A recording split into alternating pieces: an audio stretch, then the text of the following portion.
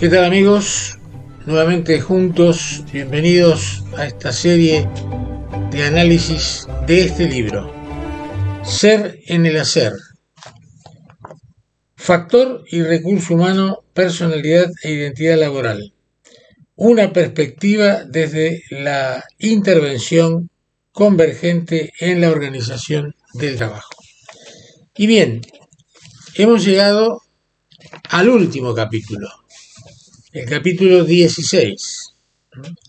El título del capítulo 16 es La organización eutópica, sustrato de lo que llamamos la empresa convergente.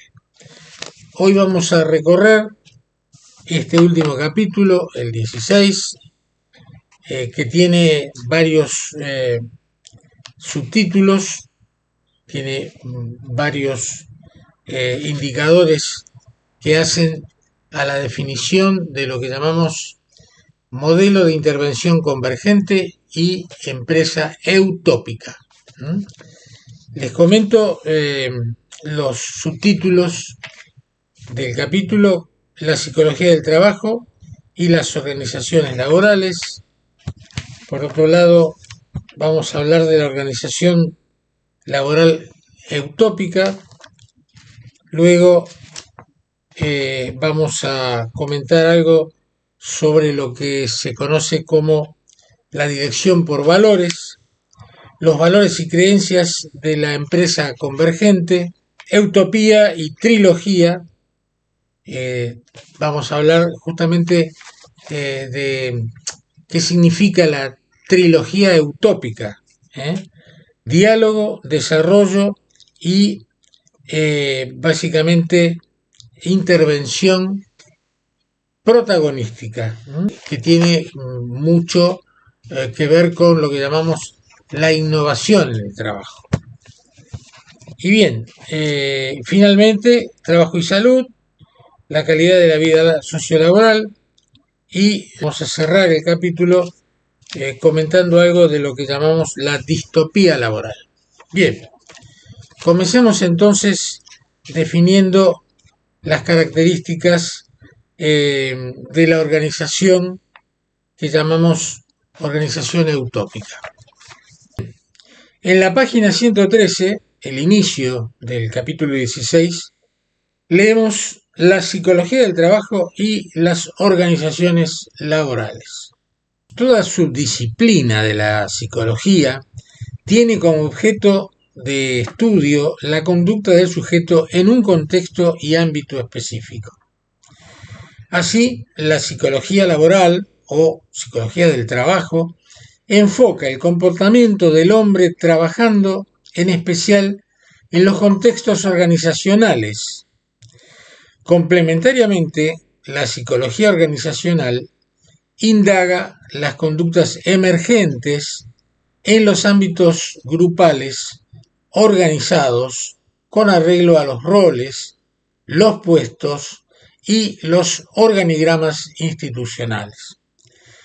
La actividad del sujeto estudiado define y dialécticamente se redefine en lo que llamamos ámbito, en este caso el ámbito del trabajo. Hablaremos obviamente del ámbito laboral de organización productiva o ámbito del trabajo. Bien, tal como hemos leído, entonces debemos centrar el análisis de la psicología al contexto para poder entender la relación del hombre con el contexto. Seguimos leyendo, porque no se trabaja en el vacío, sino en un contexto que en general está determinado por un sistema organizacional, más o menos institucionalizado. Incluso una persona trabajando en su casa para sí mismo no escapa a su propia organización cotidiana que condiciona su rol doméstico particular. Hemos visto ya la diferencia entre organización e institución, aunque solemos también, y eso no está mal, usar ambos conceptos, ambas palabras como sinónimos en un contexto determinado. La organización implica concretamente el orden material, es decir, la interacción material, digamos, el ámbito físico, los procesos que allí se desarrollan, los procesos laborales, los procesos de intercambio dentro de un grupo de trabajo, etcétera. La institución implica un orden simbólico que está implicado en esa organización, es decir, qué representa esa organización desde el punto de vista jurídico, desde el punto de vista social, desde el punto de vista cultural, desde el punto de vista psicológico, desde el punto de vista simbólico. La institución está vinculado a la representación que tiene la organización frente al sistema de creencias, de valores y el sistema legal que vincula a un individuo con otro. Bien, hecha esta aclaración un tanto, en este caso, simplista, continuamos leyendo. Es menester aclarar que usamos el término organización en una doble acepción, tal como lo acabo de adelantar, como entidad física instituida y como manera de abordar una tarea. También diferenciamos organización de institución. En sentido amplio, este término se asimila al de organización, pero en sentido estricto, la institución es el resultado de un proceso instituyente que implica estabilidad y continuidad reconocida tanto jurídica como culturalmente y que tiene un sentido de utilidad y o un objetivo o destinatario de un servicio, tarea productiva o deviene de los usos y costumbres de una comunidad. En este último caso hablamos, por ejemplo, de una institución de la cultura, como por ejemplo una costumbre cultural, etc. Nuestro enfoque, seguimos leyendo, nuestro enfoque del hombre trabajando en situación no solo tiene en cuenta la dimensión organizacional que define y condiciona el rol, sino que incorpora la variable personalidad como compensadora en tensión con el sistema normativo del organigrama laboral.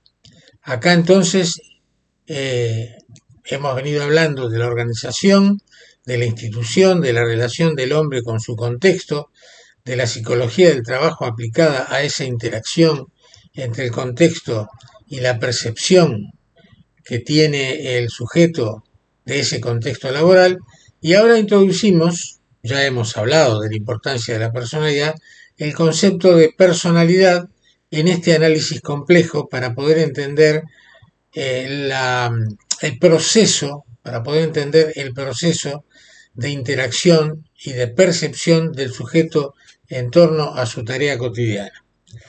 Es así como la noción de calidad de vida laboral, que tanto se habla, es un concepto bastante conocido, la calidad de la vida laboral, vinculada fuertemente con el concepto de utopía, que es el núcleo temático del capítulo que estamos analizando, el último del libro, el capítulo 16. Entonces, reitero, el concepto de calidad de vida laboral está fuertemente vinculado con el concepto de utopía, que veremos en detalle y que no puede aislarse tanto de la organización del proceso laboral como del formato de distribución del poder y la toma de decisiones dentro de la organización. Reitero esto, el concepto de utopía, que ahora vamos a ver en detalle, reitero, no puede separarse, no puede analizarse de manera aislada si no tenemos en cuenta la distribución del poder y la toma de decisiones dentro de la organización. Estos son dos puntos muy importantes para entender finalmente qué es la utopía dentro del proceso laboral. La moderna psicología del trabajo, continúa el texto, ha incorporado todos estos conceptos luego de un largo proceso de desarrollo desde las primeras investigaciones al inicio del siglo XX. Como se ve, el estudio de la psicología del sujeto en situación de trabajo incluye necesariamente el estudio de la interacción compleja entre la persona y su ambiente, donde está presente de manera ostensible la organización en sus diferentes modalidades de acción condicionante, ante las que, por fuerza de la situación inevitable, se enfrenta el estilo de personalidad del trabajador en su constante movimiento adaptativo, ese estilo de personalidad, incluyendo lo que llamamos el estilo adaptativo defensivo. Es decir, frente a situaciones nuevas, el sujeto recurre a respuestas conocidas, respuestas donde se siente identificado, donde se siente protegido, donde se siente contenido. Entonces, reiteramos, el estilo de personalidad del trabajador en su constante movimiento adaptativo, incluyendo el estilo defensivo, que modula el hiato, digamos, la relación entre el trabajo prescripto, que sería el trabajo formalizado, que está vinculado con lo que llamamos el personaje institucional, el personaje organizacional, el personaje de rol, y el trabajo real, que es el trabajo informalizado, algo así como, tantas veces lo decimos, alguien que entra nuevo a un equipo de trabajo, a un grupo, y dice, bueno, me dijeron que en realidad habría que hacer, no, sí, eso es, digamos, eso es lo que está escrito, pero acá el trabajo se hace de esta manera. La realidad es distinta. ¿Por qué? Porque por las condiciones, acá no se puede hacer así teóricamente. En realidad, como nos falta tal cosa o por tal otro motivo, una cosa es lo formal y otra cosa es lo real. Esto ocurre muchísimo, yo diría en una proporción muy alta, en la mayoría de los trabajos. Y está vinculado en parte, y solo en parte, con el saber cómo. El famoso saber cómo, que implica lo teórico más lo práctico y la experiencia del sujeto. Sí, en teoría en el libro dice una cosa, pero en realidad porque nosotros usamos tal procedimiento, porque la máquina en realidad es una máquina antigua y entonces no podemos aplicar digamos, lo que dice el libro. Tenemos que hacer una pequeña modificación adaptativa. Esto ocurre siempre y tiene lógica en ese sentido. Otra cosa distinta es resistirse a modernizar, a facilitar, a complejizar una tarea, en este caso con un resultado positivo, porque, bueno, me quedo pegado a la tradición, que es lo que conozco, y no quiero cambiar. Eso es la resistencia al cambio, que es otra cuestión distinta. Continuamos leyendo este recorte de texto que dice, es sobre la variable de la CIMAT, las famosas CIMAT, condiciones y medio ambiente de trabajo, es sobre las variables de la CIMAT que la psicología laboral debe detenerse para entender los condicionamientos que operan en el sujeto y sus respuestas adaptativas de mayor o menor eficacia. Es decir, teniendo en cuenta las condiciones y medio ambiente de trabajo, es que analizamos por qué el sujeto se comporta de una determinada manera que no coincide con lo que está prescripto, con lo formal. Lo formal y lo real. La psicología del trabajo tiene que enfocarse sobre lo real, porque lo formal es lo que debiera suceder. Nosotros queremos saber lo que sucede en realidad. Bien, nosotros abordamos el estudio del comportamiento del hombre trabajando, al que suelo llamar actor laboral, en el escenario organizacional que lo sitúa y desde el puesto y la tarea, lo sitúa y lo sitia. El sujeto está situado desde el punto de vista de lo que podemos definir como el personaje, pero también de alguna manera ese mismo personaje lo limita. Por eso decimos que está situado en el contexto y sitiado en su acción espontánea. ¿Por qué? Porque el rol de alguna manera le prescribe lo que debe hacer. Y el sujeto de alguna manera llega hasta ese punto y dice, esto es lo que debo hacer. pero muchas veces no es lo que necesito o lo que quiero hacer. Una cosa es el rol esperado y otra cosa es el rol actuado. El modelo COTA, que llamamos modelo COTA, que quiere decir convergencia organizacional, transactiva y autoeficaz. Ya vamos a ver qué significa cada uno de estos conceptos. Convergencia entre qué y qué, organizacional, sabemos porque está aplicada a la organización, la transactividad, que es mucho más que la interactividad, y la autoeficacia, es decir, el sujeto es capaz de autoindicarse y lograr comportamientos que a partir de su propia expertise logren los resultados buscados. A partir de la autoconfianza se genera la autoeficacia. Ya vamos a profundizar un poquito más antes de terminar este capítulo en estos 4 conceptos: convergencia organizacional, transactividad y autoeficacia.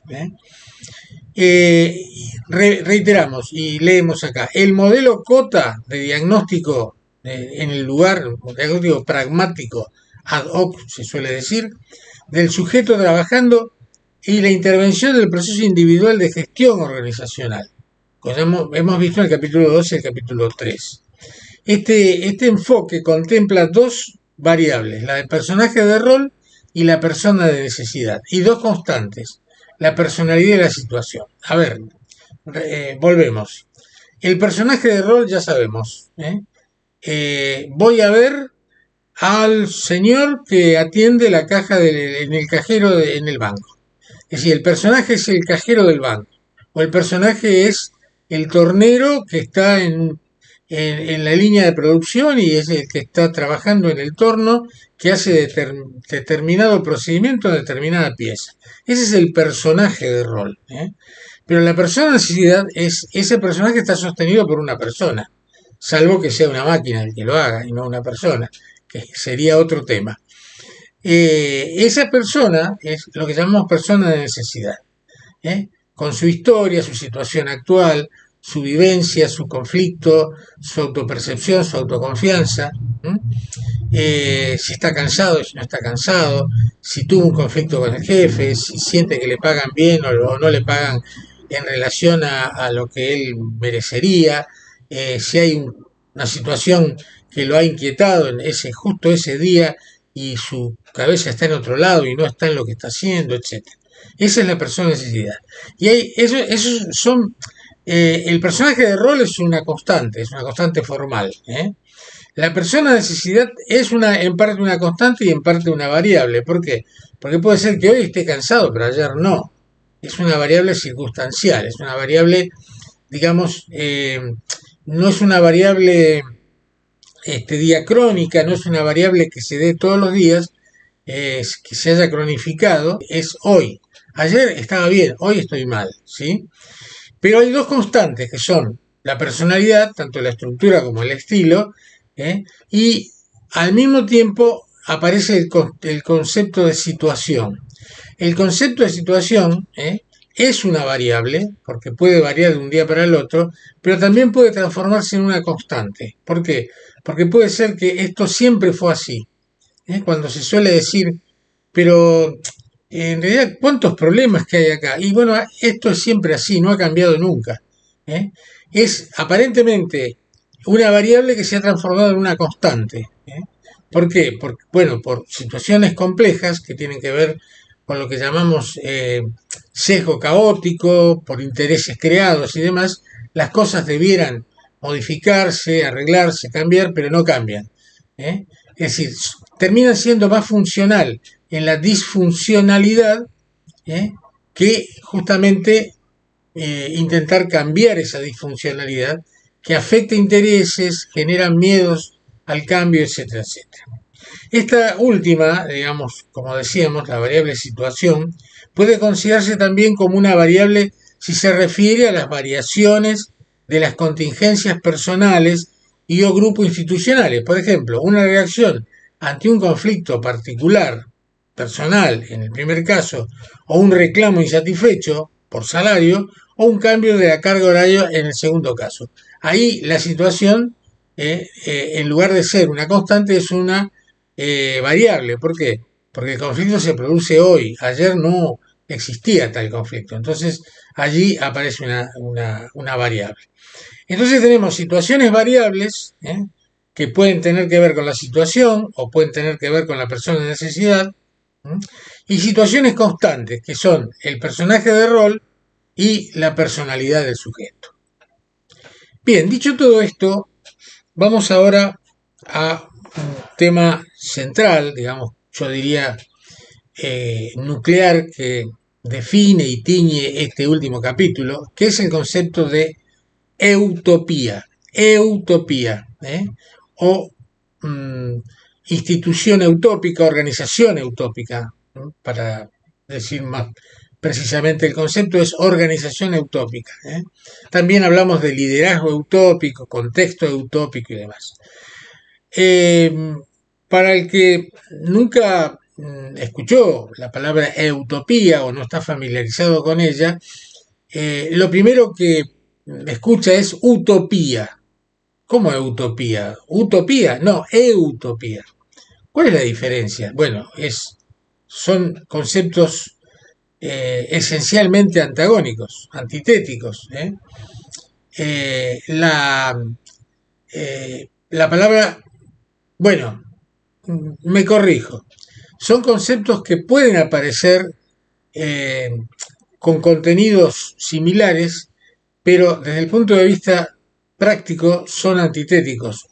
La utopía alude a un concepto idealizado de difícil realización o de imposible realización. Es utópico. ¿Qué quiere decir esto? Quiere decir, yo desearía tal cosa, pero esto, por las razones que fuera, no va a suceder, o no puede suceder, o es infinitamente difícil que suceda. En cambio, la utopía toma elementos utópicos, pero los materializa desde el punto de vista práctico. Esto es llevar la idealización a una realización real y posible. Vamos a ver, dar un mal ejemplo, si se quiere, o un ejemplo quizá inadecuado. El hombre siempre soñó utópicamente con volar, pero no podía hacerlo espontáneamente porque el hombre no tiene alas. Pero eso es utópico. Tenía que ver con los sueños, tenía que ver con la poesía. Pero de momento en que dijo, vamos a hacer esta utopía algo utópico, lo que hizo es justamente inventar un aparato que sí podía volar y podía llevarlo, el avión. Entonces, insisto, este ejemplo quizá un poco inadecuado, extremo, lo llevamos al contexto laboral. Hay situaciones utópicas. Ojalá que me encantaría que nunca surgiera un problema, que nunca tuviera un conflicto, que todo funcionara perfecto, que todos nos amáramos. Esto es utópico, pero lo utópico es mejorar la relación productiva, mejorar la relación que tengo con la tarea, mejorar el liderazgo, mejorar la productividad, transformar la participación en protagonismo, sentir que yo me realizo en gran medida o en una parte de mi identidad dentro del trabajo, etcétera, etcétera. Esto es utópico. ¿Cómo se logra la utopía? Ya lo vamos a ver. La utopía, leemos, nos inmoviliza por su imposibilidad, mientras que la utopía nos moviliza por su posibilidad, nos dice Carlos Calvo Muñoz. Esta cita es de este autor del 2003. Reitero ahora leyendo, ¿qué es la utopía? ¿Qué implica gestionar con un liderazgo utópico? ¿Qué es la utopía? Y bien, significa adecuado, bueno, feliz, y topos significa lugar, alude al lugar. El liderazgo utópico, leemos a una definición de García Sánchez y Seferi Soler, del año 2005, dicen estos autores, el liderazgo utópico está al servicio de la creación de espacios de trabajo felices en los que trabajar e invertir, espacios de flujo creativo entre la utopía y la realidad a través de los cuales se puede expresar la vida.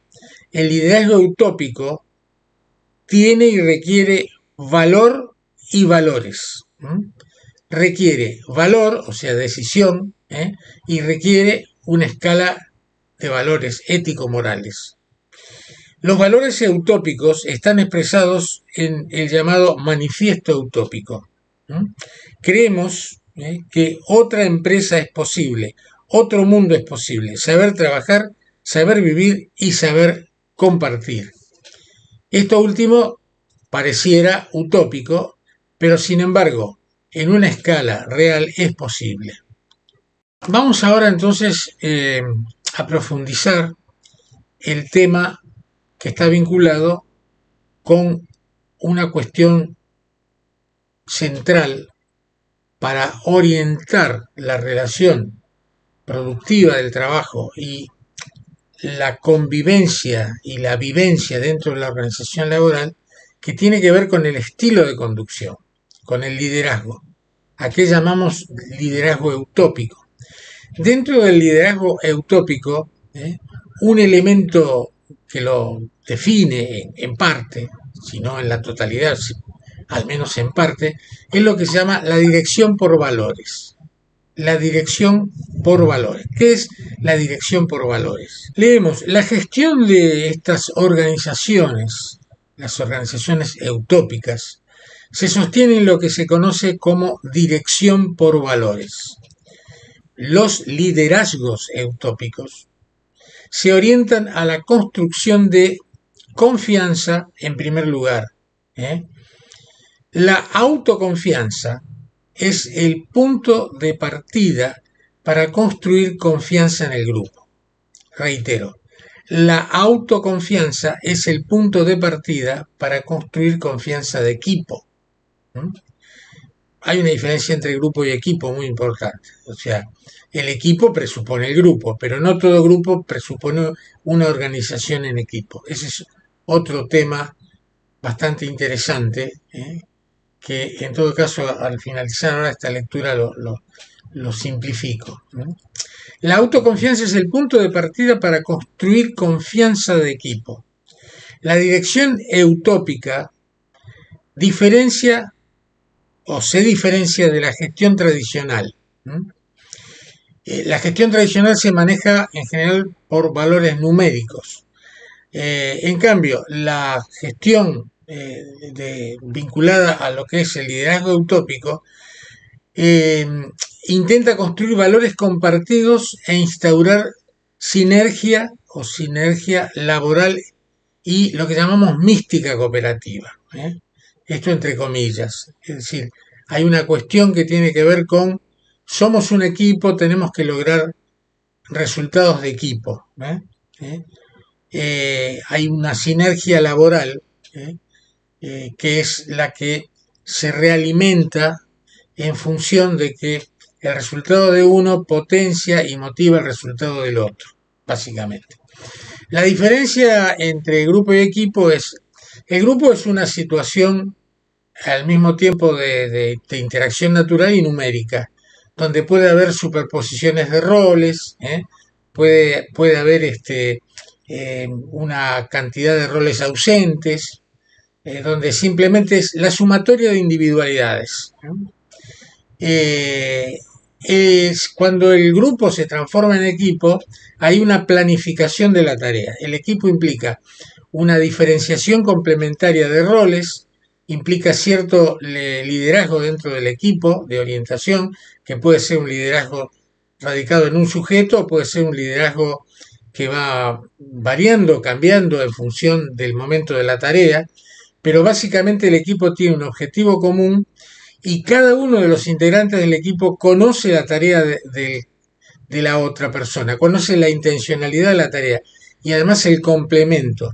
El equipo es un sistema donde cada elemento complementa al otro y si falta un elemento, el sistema global no funciona. En ese sentido, no es una mera suma de individualidades. Y además, salvo excepciones de tareas muy complejas y específicas, por lo general en el equipo, cuando una persona está ausente o tiene un problema y no puede llevar adelante la parte que le corresponde dentro del trabajo en equipo, hay otra persona que lo reemplaza, conoce, quizá no tenga la experiencia total de esa persona, pero conoce la tarea y lo puede reemplazar. El equipo hace que siempre el resultado de la tarea se complete, es decir, el equipo garantiza la finalización de la tarea aunque uno de los integrantes en un momento dado no pueda estar presente o sufra un inconveniente. En cambio, el grupo implica simplemente que una persona está dedicada a una tarea, esa persona hoy no puede hacerla y la tarea no se hace. Es muy común ir a un lugar y decir, me dijeron que venga aquí a completar tal procedimiento o tal trámite y no sabe qué pasa, fulano de tal no vino y venga mañana porque como él está, él es el que sabe el tema, nosotros no lo podemos ayudar. Eso no es un equipo, eso es simplemente un grupo de individualidad, de especificidad, donde cada uno hace una tarea que quizá ni se la comunique al otro o el otro ni siquiera sabe muy bien de qué está haciendo la persona que está dentro de la misma organización. Históricamente, seguimos leyendo, se ha evolucionado desde la dirección por instrucciones, que es la dirección clásica, llamemos así, pasando por la llamada dirección por objetivos, objetivos a lograr. Segunda mitad del siglo pasado, en general, se trabajaba paradigmáticamente por lo que se llamaba dirección por objetivos. A la actual propuesta de lo que se llama dirección por valores. Es decir, teníamos la dirección por instrucciones, la dirección por objetivos y actualmente el paradigma propuesto es la dirección por valores.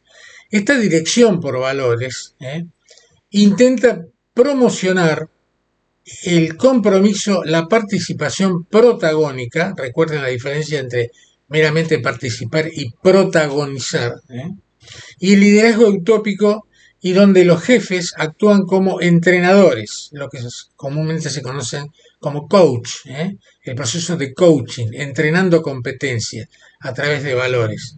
Facilitadores del entrenamiento de competencias. Las autoevaluaciones de los participantes de una empresa utópica verifican la autogestión en los planos de la confianza, la atención al proyecto armónico, sujeto-grupo, la acción cotidiana concreta y el tiempo del ser uno mismo y con relación a los valores propios y compartidos. Al respecto, García Sánchez opina que, comillas, citamos textualmente, en demasiadas ocasiones los valores en las empresas e instituciones se quedan en meras palabras, un cambio de lenguaje. No es así. Los valores se construyen interactuando, dice el autor. Si no se sigue ese camino, solo se desarrollan meros adoctrinamientos. Y el liderazgo utópico no tiene nada que ver con adoctrinar, con transmitir doctrinas. Tiene que ver con generar autoconfianza y básicamente protagonizar, es decir, plantear un objetivo, plantear un desarrollo y escuchar el saber de las personas que están dentro de ese proceso. Escuchar a la persona que está trabajando concretamente en el proceso, ir constantemente cambiando cuestiones a partir de la experiencia de cada uno. Por eso es un equipo y no meramente un grupo productivo.